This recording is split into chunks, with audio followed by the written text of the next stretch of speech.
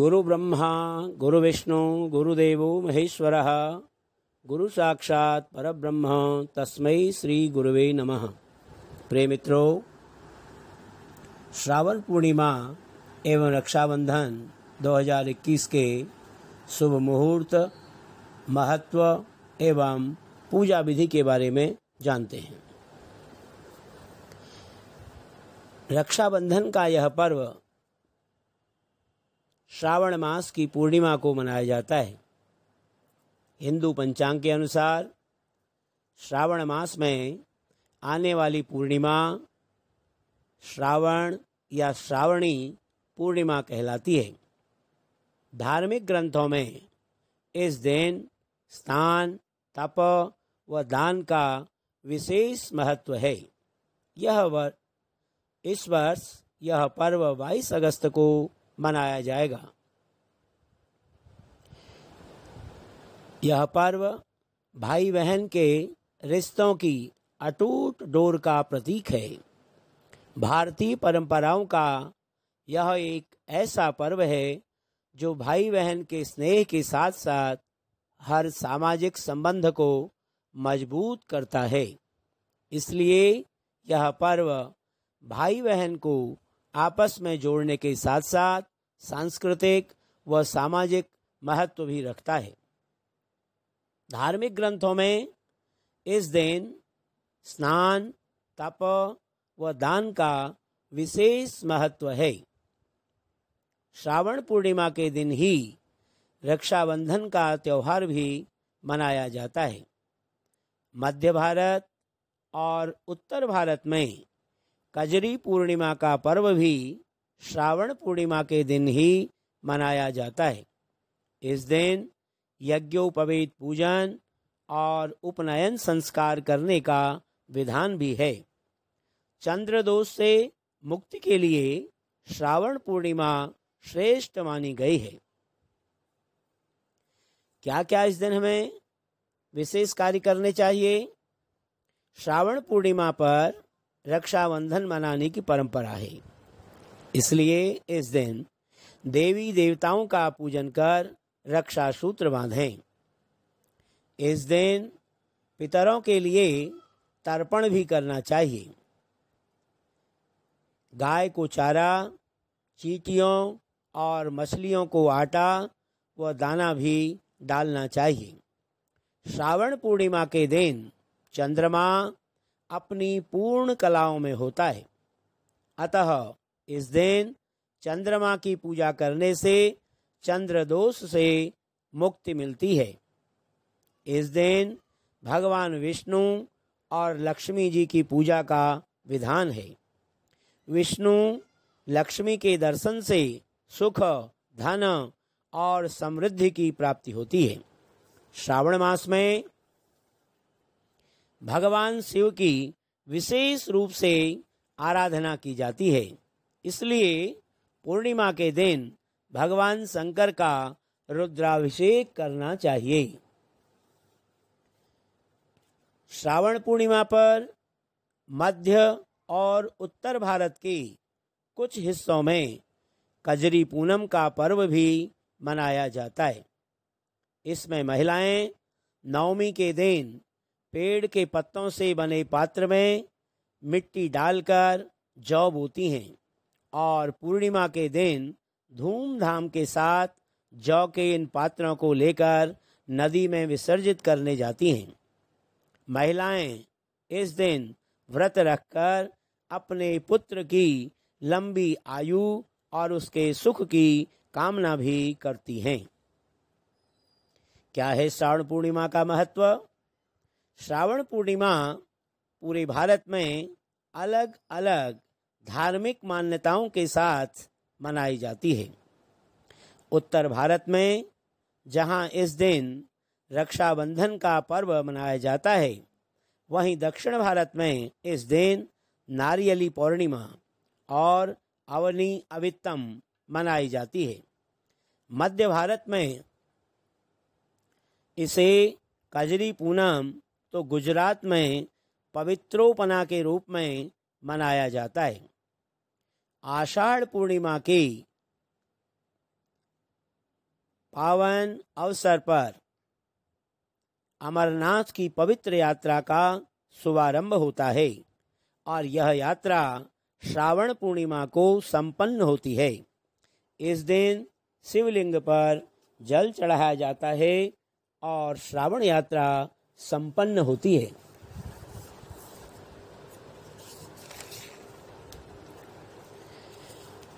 रक्षाबंधन और श्रावण पूर्णिमा ये दो अलग अलग पर्व हैं जो उपासना और संकल्प का अद्भुत समन्वय है और एक ही दिन मनाए जाते हैं। अनेक पुराणों में श्रावणी पूर्णिमा को पुरोहितों द्वारा किए जाने वाला आशीर्वाद कर्म भी माना जाता है। यह ब्राह्मणों द्वारा यजमान के दाहिने हाथ में बांधा जाता है। जहाँ तक श्रावणी के दिन रक्षाबंधन पर्व का सवाल है, यह श्रावणी को होने वाला एक पर्व है। यह भी कहा जाता है कि श्रावणी के दिन पवित्र नदी या सरोवर में स्नान करने के पश्चात सूर्य देव को अर्घ्य देना चाहिए। गांव के आसपास नदी न होने की स्थिति में इस दिन कुएं या बावड़ी पर भी इसकी आराधना की जाती है।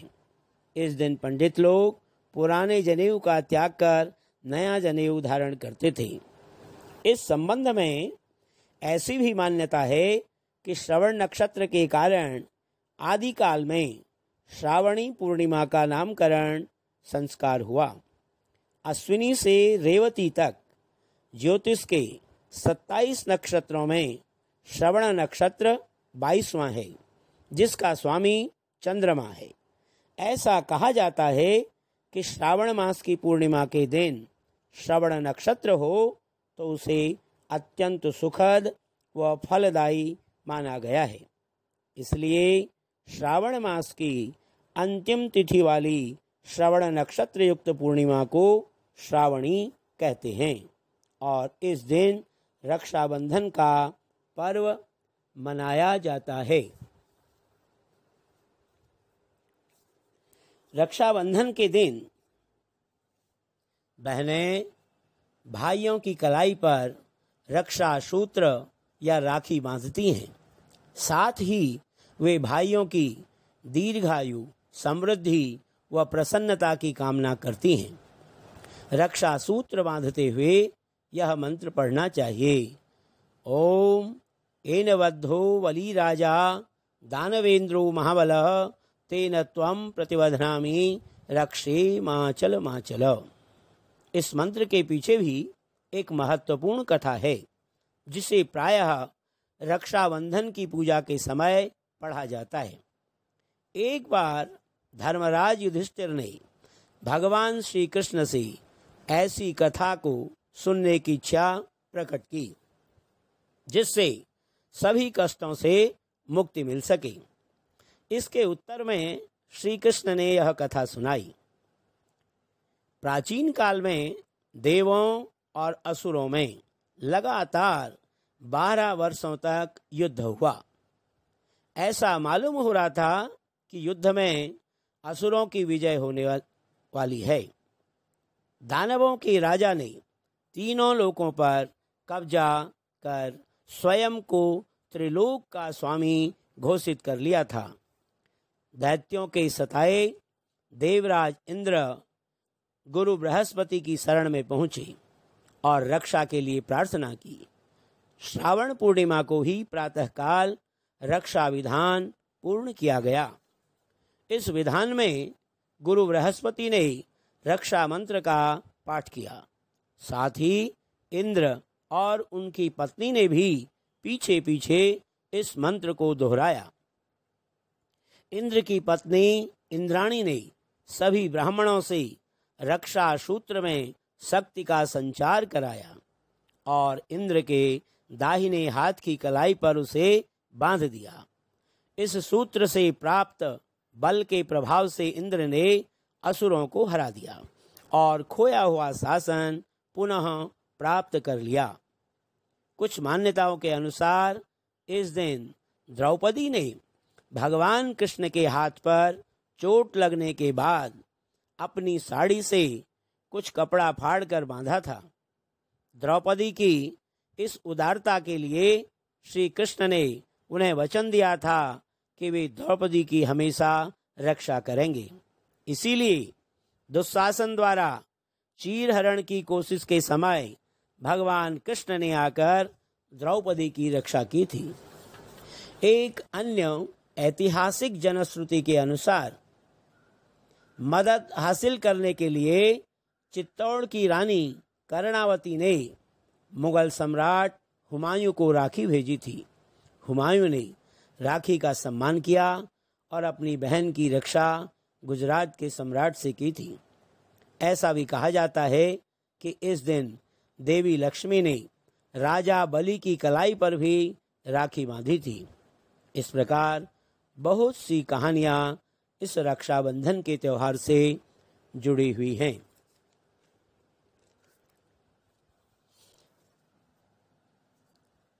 रक्षाबंधन बांधने का शुभ मुहूर्त। इस बार पूरे दिन भद्रा तिथि नहीं होने से शुभ समय में रक्षा सूत्र बांधने और बंधवाने के शुभ मुहूर्त इस प्रकार हैं। इस साल पूर्णिमा तिथि का प्रारंभ होगा 21 अगस्त 2021 को सायंकाल 7:02 से और पूर्णिमा तिथि की समाप्ति होगी 22 अगस्त 2021 को सायंकाल 5:53 पर। तो शुभ मुहूर्त इस प्रकार हैं। प्रातः 7:31 से 9:08 तक ये चर का चौघड़िया रहेगा। प्रातःकाल 9:08 से 10:46 तक लाभ का चौघड़िया रहेगा। प्रातःकाल 10:46 से दोपहर 12:23 तक अमृत का चौघड़िया रहेगा।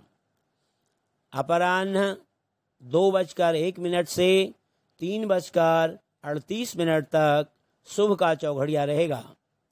तत्पश्चात सायंकाल 6:54 से रात्रि 8:16 तक शुभ का चौघड़िया रहेगा। रात्रि 8:16 से रात्रि 9:39 तक अमृत का चौघड़िया रहेगा। इस प्रकार से इन सभी शुभ मुहूर्तों में आप रक्षाबंधन बांध सकते हैं। अब बात करते हैं रक्षाबंधन के पूजा विधि की। रक्षाबंधन पर्व पर शुभ समय पर बहनें एक साफ थाली लेकर उस पर रोली, चंदन, अक्षत, पुष्प, दही, राखी, मिठाई और घी का दीपक रख लें।